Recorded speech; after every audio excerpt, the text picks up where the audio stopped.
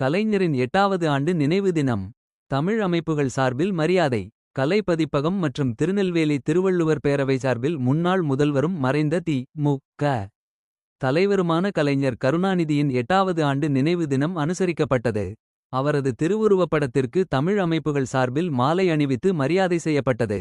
இந்நிகழ்ச்சியில் திருநெல்வேலி திருவள்ளுவர் பேரவை அமைப்பாளர் கவிஞர் ஜெயபாலன், கலை பதிப்பகத்தின் பதிப்பாசிரியரும் கவிஞருமான பாப்பாக்குடி இரா. செல்வமணி, தி.மு.க.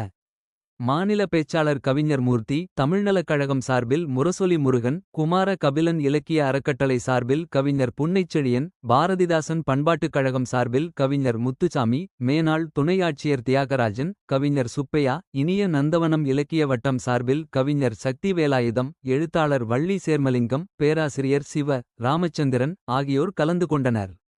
கலைஞர் நினைவு தினத்தில் ஆண்டுதோறும் கருத்தரங்கம் நடத்துவது என தீர்மானிக்கப்பட்டது.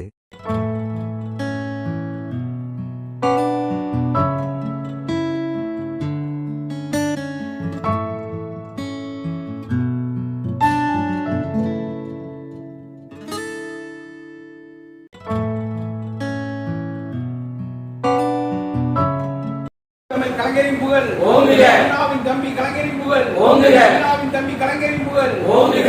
சிங்கம் தலைவர் கலைஞரின் புகழ் ஓங்குக. பெரியாரின் தொண்டன் கலைஞரின் புகழ் ஓங்குக. அண்ணாவின் தம்பி கலைஞரின் புகழ் ஓங்குக. திராவிடத்தின் சிங்கம் கலைஞரின் புகழ் ஓங்குக. திராவிடத்தின் சிங்கம் கலைஞரின் புகழ் ஓங்குக.